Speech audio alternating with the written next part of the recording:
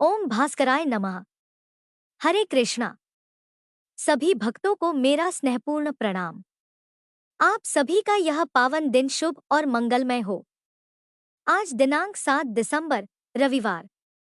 हिंदू पंचांग के अनुसार आज पौष मास के कृष्ण पक्ष की तृतीया तिथि है, जो आज शाम 6:24 बजे तक रहेगी। इसके बाद चतुर्थी तिथि प्रारंभ हो जाएगी। आज ही पौष मास के कृष्ण पक्ष की संकष्टी चतुर्थी भी मनाई जा रही है। आज का ब्रह्मा मुहूर्त सुबह 5:24 से 6:12 तक रहेगा। राहु काल शाम 4:30 से 6 तक रहेगा। सूर्योदय सुबह 6:59 पर होगा और सूर्यास्त शाम 5:37 पर। चंद्रोदय का समय आज रात 8:15 है। अब आइए, आज हम सुनते हैं पौष मास महात्म्य का तीसरे दिन का पवित्र अध्याय। उससे पहले हम सुनेंगे सीता नित्य नेम की वह दिव्य कथा, जिसे माता सीता स्वयं सुनाया करती थी और प्रभु श्री राम बड़े प्रेम से सुना करते थे। एक दिन श्री राम भगवान को किसी काम के लिए बाहर जाना पड़ा तो सीता माता कहने लगी कि भगवान, मेरा तो 12 वर्ष का नित्यनेम है। अब आप बाहर जाएंगे तो मैं अपनी कहानी किसे सुनाऊंगी? तब श्री राम ने कहा कि सीते, आप कुएं की पाल पर जाकर बैठ जाना और वहां पर जो भी औरतें पानी भरने आएंगी उन्हें अपनी कहानी सुना दिया करना। सीता माता कुएं की पाल पर जाकर बैठ गई। तभी एक स्त्री आई। उसने रेशम की जरी की साड़ी पहन रखी थी और सोने का घड़ा ले रखा था। सीता माता उसे देखकर कहने लगी, बहन, मेरा 12 वर्ष का नित्यनेम सुन लो। पर वह स्त्री बोली कि मैं तुम्हारा नित्यनेम सुनूंगी तो मुझे तो घर जाने में देर हो जाएगी और मेरी सास मुझसे झगड़ा करेगी। इसलिए उसने कहानी नहीं सुनी और अपने घर चली गई। लेकिन उसके घर जाते ही उसकी रेशम चेरी की साड़ी फट गई। सोने का घड़ा मिट्टी के घड़े में बदल गया। सासू ने देखा तो पूछा, अरे बहू, यह किसका दोष अपने सिर लेकर आ गई है? बहू बोली, माँ जी, कुएं पर एक औरत बैठी थी। उसने अपनी कहानी सुनने के लिए कहा, लेकिन मैंने नहीं सुनी। शायद उसी का यह फल मुझे मिला है। बहू की बात सुनकर अगले दिन वही साड़ी और वही घड़ा लेकर सास कुएं की पाल पर गई। सास को वहीं पर सीता माता बैठी मिली तो माता सीता ने कहा, बहन, मेरी कहानी सुन लीजिए। सासू बोली, एक बार छोड़, मैं तो 4 बार कहानी सुन लूंगी। तब सीता माता बोली, राम आए, लक्ष्मण आए, देश के पुजारी आए, नित नेम का नेम लाए, आओ राम बैठो, राम तपी रसोई जीमो, राम माखन मिश्री खाओ, राम दूध पताशा पियो, राम सूत के पलका मोठो, राम शाल दुशाला पोठो, राम शाल दुशाला ओढ़ो, राम जब बोलूं राम ही राम, राम सवारे सबके काम, खाली घर भंडार भरेंगे, सबका बीड़ा पार करेंगे, श्री राम जय जय राम। सासू बोली, बहन, कहानी तो बहुत अच्छी लगी। फिर कहानी सुनकर सासू घर चली गई और उसकी साड़ी फिर से रेशम जरी की बन गई। मिट्टी का घड़ा भी फिर वापस से सोने के घड़े में बदल गया। बहू ने देखा तो कहने लगी, सासू माँ, आपने यह सब कैसे किया? सासू बोली, बहू, तू दोष लगाकर आई थी और मैं अब दोष उतार कर आ रही हूँ। बहू ने पूछा कि माँ जी, वह कुएं वाली स्त्री कौन है? सासू ने बताया कि वह तो सीता माता थी। वह पुराने से नया कर देती है, खाली घर में भंडार भर देती हैं। वह लक्ष्मी जी का वास घर में कर देती हैं और मनुष्य की जो भी इच्छा हो उसे पूर्ण कर देती हैं। बहू बोली, माँ जी, फिर तो ऐसी कहानी मुझे भी सुना दो। सास बोली कि ठीक है, तुम भी सुनो। फिर सास ने कहानी शुरू की। राम आए, लक्ष्मण आए, देश के पुजारी आए, नित नेम का नेम लाए, आओ राम बैठो, राम तपी रसोई जीमो, राम माखन मिश्री खाओ, राम दूध बताशा पियो, राम सूत के पलका मोठो, राम शाल दुशाला पोठो, राम शाल दुशाला ओढ़ो, राम जब बोलूं राम ही राम, राम सवारे सबके काम, खाली घर भंडार भरेंगे, सबका बेड़ा पार करेंगे, बोलो श्री राम जय जय राम। कहानी सुनकर बहू बोली, माँ जी, कहानी तो बहुत अच्छी है। सासू ने कहा, ठीक है, अब से हम इस कहानी को रोज किया करेंगे। अब सास बहू रोज सवेरे उठती, नहाती धोती और पूजा करने के बाद नित्यनेम की सीता माता की कहानी कहती दी। एक दिन की बात है, उनके यहाँ पड़ोस की एक औरत आई और बोली कि बहन, जरा सी आँच तो देना। तो बहू बोली कि आज तो अभी हमने जलाई ही नहीं। पड़ोसन बोली तो फिर तुम सुबह 4 बजे से उठकर क्या कर रही हो? तो उन्होंने कहा कि हम तो सुबह सुबह उठकर पूजा करते हैं। फिर सीता माता की नितनेम की कहानी कहते हैं। पड़ोसन ने उनकी बात सुनकर फिर कहा कि सीता माता की कहानी कहने से तुम्हें क्या मिला?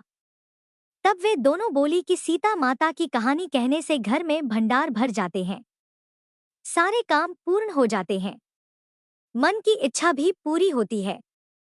पड़ोसन ने कहा, बहन अगर ऐसा है तब तो फिर मुझे भी कहानी सुना दो। तब बहू बोली कि ठीक है, तुम भी यह कहानी सुन लो। राम आए, लक्ष्मण आए, देश के पुजारी आए, नित नेम का नेम लाए।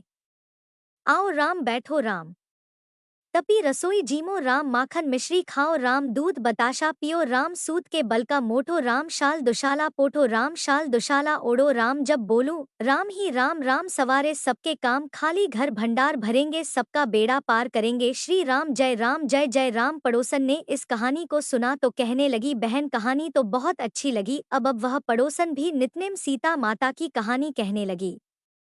कहानी कहने से सीता माता ने पड़ोसन के भी धन के भंडार भर दिए।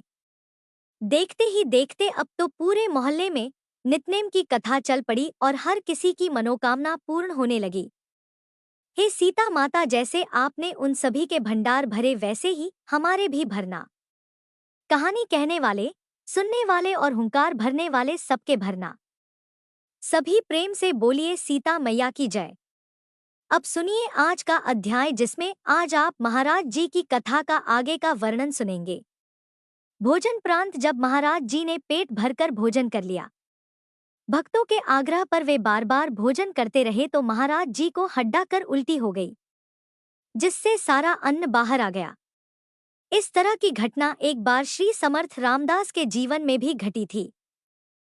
एक बार समर्थ रामदास स्वामी को पायस खाने की इच्छा हुई, जो साधु के लिए बिल्कुल ठीक नहीं, क्योंकि किसी भी चीज के प्रति वासना कभी साधु संतों के लिए ठीक नहीं होती। तो उन्होंने दंडित करने की इच्छा से खीर का गले भर तक पान किया, जिससे उन्हें वमन हो गई। तब फिर वे उसे भी खाने लगे ताकि फिर से उसकी वासना कभी ना हो, क्योंकि श्री रामदास जी कभी नहीं चाहते थे कि उनके मन में खीर खाने की लालसा ऐसा दोबारा कभी हो। तो इसी तरह से गजानन महाराज ने भी लोक ग्रह के निग्रह के लिए यह सारी लीला की, ताकि भावी पीढ़ी को शिक्षा रूप यह ज्ञात हो जाए कि दुराग्रह का यानी जबरदस्ती किसी से करने का परिणाम क्या होता है। इसीलिए लोगों ने वमन का स्थल जहां पर उन्होंने वमन की थी वह जगह साफ की। महाराज जी को स्नान कराया और साफ सुथरे आसन पर बिठाया। हजारों लोग महाराज जी के दर्शन को आए। महाराज की आनंदी वृत्ति चलित नहीं हुई, यानी कि महाराज चाहते तो सारा अन्न योग सामर्थ्य से पचा जाते, लेकिन लोक शिक्षा के लिए उन्हें यह सारी लीला करनी पड़ी, वमन करना पड़ा। उसी समय महाराज जी के पास 2 भजन मंडलियां आई और बड़े प्रेम से वहां रात भर भजन कीर्तन करते रहे। महाराज जी भी अंगुली चटकाकर अपना प्रिय भजन गण गण गणते बोते आनंद से रात भर गाते रहे। महाराज हमेशा गण गण गणांत बोते ऐसा भजन किया करते थे, इसीलिए सभी लोग उन्हें गजानन नाम से ही पुकारने लगे। वस्तुतः नाम रूप आदि उपाधियां प्रकृति के आश्रयाधीन है, और जो स्वयं ब्रह्मा स्वरूप है उसको यह नाम रूप की उपाधि भला कैसे लग सकती है। सिंहस्थ पर्व कुंभ में गोदावरी तट के किनारे नासिक क्षेत्र में वैसे ही भीड़ होती है जो भीड़ हरिद्वार में होती है। जैसे आषाढ़ी एकादशी को पंढरपुर में भक्तों की भीड़ होती है, अब उसी प्रकार से शेगांव में बंकट लाल जी के घर में दूर दूर से आने वाले दर्शनार्थियों की भीड़ होने लगी। यहाँ के श्रीमान स्वामी गजानन यही विट्ठल थे और निश्चय रूप के ईंट के ऊपर खड़े होकर बंकट लाल के घर में जन समुदाय को दर्शन देने लगे। जिसने ब्रह्मा पद प्राप्त कर लिया उसके लिए भला जाति कहाँ शेष रहती है। जैसे सूर्य के प्रकाश के लिए सभी जगह एक समान है, तो शेगांव में रोज नई यात्रा होने लगी। हजारों पूजाएं महाराज जी की होने लगी, जिसका वर्णन भगवान शेष भी नहीं कर सकते। वे भी शांत हो जाएंगे। फिर दास गणों की जो एक क्षुद्र कीट के समान है, उनकी तो भला गिनती ही क्या है। अब महाराज जी की दिनचर्या का भी वर्णन सुनिए। कभी कभी तो महाराज मंगला अभिषेक करते, कभी कीचड़ में लेट जाते तो कभी गंगाजल पी लिया करते। जैसे वायु की गति बताई नहीं जा सकती, उसी प्रकार महाराज जी की दिनचर्या का कोई भी निश्चित नियम नहीं था। महाराज जी को चिलम से बड़ा प्रेम था। वह उन्हें बार बार लगा करती, किंतु उस पर भी आसक्ति नहीं थी। केवल लौकिक दृष्टि से वे लीला बताते थे। इस तरह साक्षात्कारी दीन दुर्बलों के रक्षक श्री गजानन महाराज बंकटलाल के घर रहने लगे। दूर दूर से महाराज जी की चरण वंदना को लोग आया करते। जैसे जहां मधु होता है वहां मक्खी जमती तो है ही, उनको नियंत्रित करने की आवश्यकता नहीं पड़ती। एक दिन की कथा है कि महाराज आनंद पूर्वक अपने आसन पर बैठे हुए थे। प्रभात का समय था। पक्षी वृक्षों पर बैठकर कलरव कर रहे थे। वृद्धगण शैया पर बैठकर नाम स्मरण कर रहे थे। ठंडी ठंडी हवा बह रही थी। कुकुट ऊंचे स्वरों से ध्वनि कर रहे थे। उद्याचल पर भगवान नारायण को उदित होता देखकर अंधकार ने गुफाओं की शरण ली। वत्स क्षीरपान के लिए गायों की ओर हुंकार कर रहे थे। सौभाग्यवती स्त्रियां सम्मार्जन में व्यस्त थी। ऐसे रम्य समय में शेगांव में एक साधु गजानन महाराज के दर्शन को आया। यह गोसाई सर पर कषाय चिंधी लपेटे हुए था। उसी तरह से एक झोली बाएं कांख में दबी हुई थी। मृग चर्म का लपेटा पीठ पर बंधा हुआ था। ऐसा यह गोसाई एक किनारे बैठा हुआ था और महाराज जी के दर्शन के लिए बड़ी भारी भीड़ इकट्ठा थी। ऐसी स्थिति में महाराज जी के चरण कमलों का दर्शन मेरे लिए तो बड़ा असंभव है। ऐसा सोचकर उस गोसाई के मन में आया। समर्थ जी की कीर्ति मैंने वाराणसी में सुनी और महाराज जी को भांग चढ़ाने का संकल्प वहां किया था, लेकिन यहाँ मेरा संकल्प पूरा होना तो बड़ा कठिन लग रहा है। यहाँ तो सब धनवान और प्रतिष्ठित लोग ही हैं, भला उसमें मेरी याद कहाँ आएगी। यहाँ शंभवी का कोई प्रेमी ही नहीं दिखता, सो मैं अपने मन की बात किससे कहूँ। सामान्यतः जिसको जो वस्तु प्रिय होती है वह अपने इष्ट को वही चढ़ाने का संकल्प करता है। ऐसे अनेक विचारों से गोसाई महाराज के दर्शन को उत्कंठित हो रहा था। उसका संकल्प महाराज जी ने जान लिया और महाराज जी लोगों से बोले, अरे उस वाराणसी के गोसाई को तो लेकर आओ। अब यह सुनकर उसे तो बड़ी प्रसन्नता हुई। उसने मन में सोचा कि यह त्रिकालज्ञ संत है। मेरे मन का संकल्प इन्हें ज्ञात हो गया। ज्ञानेश्वरी के 6ठे अध्याय में ज्ञानेश्वर महाराज ने योगी की महिमा का वर्णन करते समय कहा है कि स्वर्ग लोक की कथाएं भी योगी जान लेते हैं। इस बात की प्रत्यक्ष अनुभूति आज मुझे हो गई। यह त्रिकालज्ञ महात्मा धन्य है। बिना बताए मेरा संकल्प यह जान जाएंगे। इसको स्पष्ट होने में अब बहुत थोड़ा ही समय बाकी है। लोगों द्वारा गोसाई को लाकर महाराज जी के सामने खड़ा करते ही महाराज जी ने कहा, झोली की पुड़िया निकालो। जिस पुड़ियों की रक्षा आपने पिछले 3 महीनों से की है, आज उन्हें सार्थक होने दो। सुनते ही गोसाई तो बालकों की तरह गदगद कंठ से महाराज के चरणों में लौटने लगा। महाराज ने कहा, ठीक है, अब उठकर बैठो और झोली की पुड़िया निकालो। जब तुमने संकल्प लिया था तब लज्जा नहीं लगी, अब व्यर्थ अवहेलना करने से क्या लाभ। गोसाई बड़ा धूर्त था, हाथ जोड़कर डरते डरते बोला, भगवान मैं झोली की पुड़िया निकालता हूँ और संकल्प पूर्ति करता हूँ, किंतु उसके लिए आप एक वरदान मुझे दीजिए। आपको सदैव इस अज्ञानी बालक के बूटी का स्मरण रहे, जिससे इस बालक का भी स्मरण आपको रहेगा। मैं जानता हूँ आपको इस बूटी से कोई प्रयोजन नहीं है, कोई मतलब नहीं है, किंतु इस बालक का स्मरण रूप इस बूटी को स्वीकार कीजिए। भक्त जिस प्रकार की इच्छा करते हैं, देवता उसकी पूर्ति करते हैं। आप अंजनी जी का वृतांत स्मरण कीजिए। अंजनी जी वानरी थी। उन्होंने इच्छा की कि साक्षात भगवान शंकर मेरे गर्भ से जन्म ले। उनकी इच्छा, उनकी प्रार्थना स्वीकार करके भगवान शंकर अंजनी जी के गर्भ से महारुद्र हनुमान जी के रूप में प्रकट हुए। वहां वानर भी आड़े नहीं आया। आप तो साक्षात कर्पूर गौरम भगवान शंकर ही हैं, और यह बूटी तो आपको अत्यंत प्रिय है। अन्य जनों को यद्यपि यह व्यसन है, फिर भी आपके लिए तो यह ज्ञानवल्ली है। अब आप इसकी अवहेलना ना करें। महाराज किंचित असमंजस में पड़ गए। किंतु माता जैसे बालक के टेढ़े-मेढ़े हर प्रकार के हठ को पूरा करती है, वैसे ही महाराज जी ने हंसकर कहा, ठीक है। गोसाई जी ने बूटी निकालकर महाराज जी के हाथ पर रख दी। अब गोसाई ने उसे धोकर चिलम में भरकर और जलाकर महाराज जी को पिलाई। इस तरह कारण सहित यहाँ पर बूटी कथा कही गई। आप लोग उसका विचार करें। इसलिए प्रतिज्ञावश महाराज चिलम पीते थे। अब आपको पता चला कि महाराज जी के पास खुद की बनाई हुई चिलम हमेशा क्यों रहती थी, ताकि वह अपने उस भक्त को सदैव स्मरण करते रहे। कुछ दिन गोसाई शेगांव में रहा और अपने आप को धन्य मानकर फिर रामेश्वर दर्शन करने के लिए चला गया, और यही कारण है कि समर्थकों को गांजा की प्रथा पड़ गई। किंतु वह वर के कारण थी, ना कि व्यसन अधीनता के कारण। महाराज महान विभूति थे। कमल पत्र जैसे जल में रहकर भी कीचड़ से दूर रहता है, उस पर कीचड़ का कोई प्रभाव नहीं रहता। वैसे ही महाराज व्यवहार में रहते हुए भी अलिप्त थे। उनको कभी किसी चीज की आदत ही नहीं पड़ी थी। शेगांव में एक जानव नामक प्रसिद्ध देशमुख रहता था। उसका अंतिम समय आ गया। शरीर में रोग इतना बढ़ गया कि वह बहुत दुर्बल हो गया। वैद्यों ने बहुत प्रयास किए, लेकिन फिर भी कुछ भी लाभ नहीं हुआ।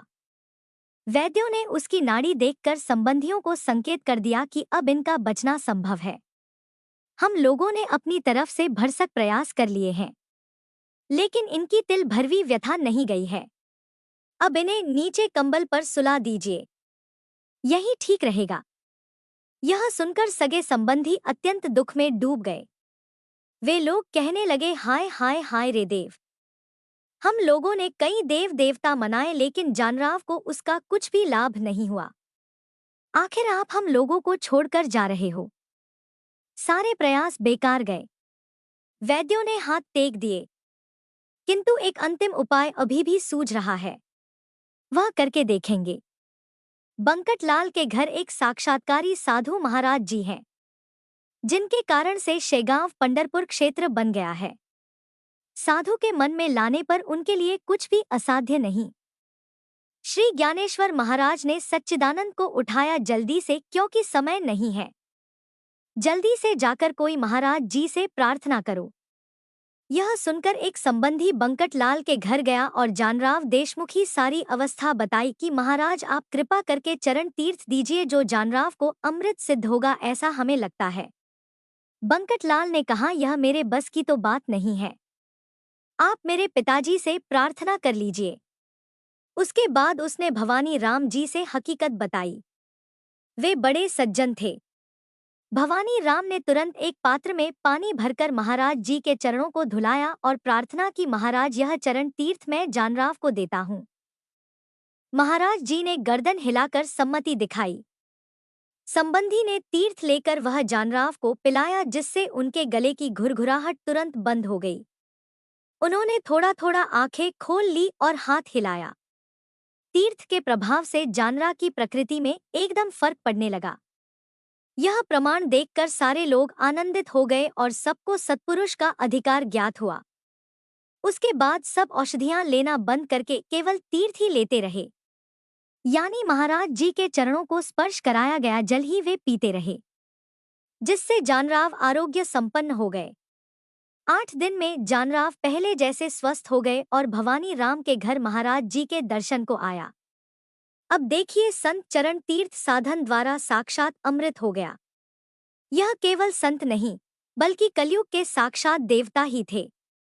यह कथा सुनने के बाद मन में एक शंका भी होती है कि संत गजानन महाराज जैसे संत से गांव में रहने पर कोई भी प्राणी यमलोक में नहीं जाना चाहिए। लेकिन यहाँ कुतर्क है, क्योंकि संत मृत्यु का निवारण नहीं करते। वे प्रकृति के नियम के अनुसार ही आचार करते हैं, लेकिन आगंतुक संकटों को जरूर दूर करते हैं। जैसे ज्ञानेश्वर महाराज ने मृत्यु से सच्चिदानंद को उठाया, लेकिन उन्होंने कार्य समाप्ति के बाद आलंदी क्षेत्र में समाधि ग्रहण की। इसका तात्पर्य बस इतना ही है कि संत आए हुए गंडा दूर करते हैं, जो उनके लिए अत्यंत सामान्य वस्तु है, क्योंकि योगेश्वर के लिए कुछ भी असंभव नहीं है। श्री गजानन योगी और साक्षात्कारी थे। यही कारण है कि उनके चरण तीर्थ से जानराव स्वस्थ हो गया, और जानराव के स्वस्थ होने पर उसने बंकटलाल के घर भोज का प्रयोजन किया। जानराव देशमुख तो स्वस्थ हो गया, लेकिन महाराज के सामने अब समस्या खड़ी हो गई। उन्होंने सोचा, अगर मैं इसी तरह से करता रहा तो प्रांशिक लोग मेरा दुरुपयोग भी कर सकते हैं। इसलिए अब मुझे उग्र स्वरूप धारण कर लेना चाहिए। ऐसा सोचकर महाराज उग्र हो गए। अपने व्यवहार में वे कठोरता लाने लगे, जिससे सर्वसामान्य तो घबरा गए, किंतु कुछ अनन्य भक्तों को कुछ भी नहीं लगा। जैसे भगवान नरसिंह अवतार धारण करने पर सब तो भयभीत हो गए थे, किंतु भक्त प्रहलाद को कुछ भी नहीं हुआ था। उन्हें बिल्कुल भी भय नहीं लगा था। सिंहनी के छोटे छोटे बच्चे उसके शरीर पर निर्भयता से उछल कूद करते हैं। उन्हें कोई भय नहीं लगता, बल्कि अन्य जन घबराते हैं। इसलिए अब आप दूसरी कथा भी सुनिए। अगर मिट्टी कस्तूरी के साथ हो तो उसकी भी कीमत हो जाती है। चंदन वृक्ष के साथ बने हुए कांटे युक्त हवर वृक्ष भी थोड़ा सुगंधित हो ही जाता है। जहां पर मीठा गन्ना होता है, वहीं मोगरा, पिंगुल और सेहू भी होता है। अब जहां साधु संत रहते हैं, वहां मंदमती भी रहते हैं। हीरा और पत्थर एक साथ खान में होते हैं, किंतु हीरों के समान पत्थरों की कीमत कभी नहीं होती। गारगोटी पैरों से कुचली जाती है, हीरे की ऐसी स्थिति कभी नहीं होती। ऐसे ही एक मंदबुद्धि पुरुष श्री गजानन महाराज के साथ सेवाधारी करके रहता था, जिसे साधु सेवा का बड़ा भारी अहंकार था। वह ऊपर से तो महाराज की सेवा का भाव बताता, किंतु अंतर में उसका भाव अन्य ही था। महाराज के नाम पर वह मिठाई, पेड़े आदि जमा किया करता और सब भक्तों से कहता, मेरे बिना तो महाराज जी का कोई काम ही नहीं होता, और मैं तो महाराज जी का रामदास जी के कल्याण शिष्यवत हूँ। मेरा वाक्य महाराज जी कभी खाली जाने ही नहीं देंगे। उनकी चिलम मैं ही भरता हूँ, भोजन आदि के व्यवस्था मैं ही करता हूँ। अरे मैं ही उनकी सेवा करता हूँ, इसलिए मैं ही उनका प्रिय हूँ। और ऐसा वह सब लोगों को बताता फिरता था और अपनी सरबराई करके प्रतिष्ठित होने का प्रयत्न करता था। वह माली जाति का था और उसका नाम था विठोबा घाटोल। महाराज स्वयं शंकर थे। यह उनका नंदिकेश्वर बन गया और आने जाने वाले भक्तों पर गुरगुराने लगा। अंतर्ज्ञान से महाराज जी ने इसका सब कुछ जानकर एक दिन ऐसा कौतुक किया कि एक रोज दूसरे गांव में कुछ दर्शनार्थी महाराज जी के दर्शन करने के लिए शेगांव आए। उस समय महाराज सो रहे थे और किसी को भी उन्हें जगाने का या बोलने का साहस ही नहीं था। तो उन लोगों ने उसी विठोबा से प्रार्थना की, विठोबा आप तो महाराज के प्रशिष्य हो और धूर्त हो, हमें दर्शन करके जल्दी ही गांव वापस लौटना है, लेकिन महाराज जी तो सोए हुए हैं। कृपा करके आप हमारा काम कर दीजिए। अपनी स्तुति सुनकर विठोबा फूल गया और जाकर महाराज जी को जगाने लगा। भक्त मंडली को तो दर्शन मिल गए, उनका काम तो हो गया, किंतु अब विठोबा पर बड़ा भारी संकट आ गया। जैसा कर्म होता है उसका फल भी वैसा ही मिलता है। एक बड़ा डंडा महाराज जी के पास था। महाराज जी ने उठाकर जोर से उसकी पीठ पर लगा दिया। महाराज जी कहने लगे, यह माजरा क्या है? अपनी जगह भूल गया। मठ में घंटियां बांधकर हमको यह उपाधि लगा रहा है। यह तो स्पष्टत व्यापार है। तुझ पर कृपा करने से मैं भी भगवान का अपराधी हो जाऊंगा। कहते हैं कि सोम को शक्कर समझना ठीक नहीं है और विष को तो कभी भी अपने पास रखना ही नहीं चाहिए। चोर को अपने गले का हार भी कभी नहीं मानना चाहिए। ऐसा कहकर महाराज जी ने विठोबा को खूब पीटा। सो वह भाग खड़ा हुआ और फिर कभी लौटकर वापस नहीं आया। जो सच्चे संत होते हैं वह ऐसा ही करते हैं, लेकिन जो ढोंगी होते हैं वह ऐसे लोगों के चंगुल में फंस जाते हैं। अधिकार के बिना केवल वेश धारण करके ही जो बैठते हैं वह वंचक हैं। स्वार्थी लोग उनकी खूब बढ़ाई करते हैं और झूठ आदि बोलकर चाटुकारिता कर लोगों को बताते हैं, जिससे दोनों का काम होकर विपुल संपत्ति इकट्ठी हो जाए। किंतु धर्म के नाम का यह व्यापार बिल्कुल ठीक नहीं है। इससे समाज रसातल को पहुंचेगा और धर्म की हानि होगी। सत्याचरणी संतों को ऐसे शंडों का साथ बिल्कुल नहीं चलता, जैसे पतिव्रता को वेश्या का पड़ोस नहीं चलता। स्वर्ण को जस्ते के अलंकार कभी नहीं जस्ते। संत मूर्खों का पोषण करते हैं, किंतु उसे महत्व नहीं देते। उनकी दृष्टि से पहले जन्म के फल कर्म भोगने के लिए संसार में एक व्यक्ति आया है, ऐसा सोचकर उसके बारे में मौन धारण कर लेते हैं। जैसे भूमि अन्य सफल वृक्षों के साथ सेउंड को भी स्थान दे देती है। मोगरा, सेहुंडा और शेर यह सब भूमिपुत्र हैं, किंतु इन सब का मूल्य अलग अलग है। मोगरे के संरक्षण के लिए किनारे पर सेहंड लगाए जाते हैं ताकि पशु उसकी हानि ना करें। काम होने के बाद उसे जला दिया जाता है। उसी तरह डांस मच्छरों को दूर करने के लिए शेर को द्वार पर बांधते हैं। इसी तरह संतगण रक्षण तो सबका करते हैं, किंतु उनके गुणानुसार मूल्य भेद भी करते हैं। विठोबा घाटोल का दुर्भाग्य कि उसे संत चरणों का सानिध्य प्राप्त होकर भी दवसात दूर होना पड़ा। अगर वह ढोंग ना करता तो उसकी योग्यता अनुसार उन्नति जरूर प्राप्त कर लेता। उसने कभी संतों की योग्यता ही नहीं जानी। काल्पवृक्ष के नीचे ही बैठकर गार पत्थर की कामना की और कामधेनु से खपरेला मांगी। इसीलिए मनुष्य को चाहिए कि सदैव जागृत रहकर संत कृपा की ही केवल इच्छा करें। हरे कृष्ण। आज के पावन अध्याय का वर्णन यहीं पूर्ण होता है। शेष दिव्य वृतांत आप सभी कल के अगले अध्याय में अवश्य सुनिएगा। भगवान आपकी मनोकामनाएं पूर्ण करें। हरे कृष्ण।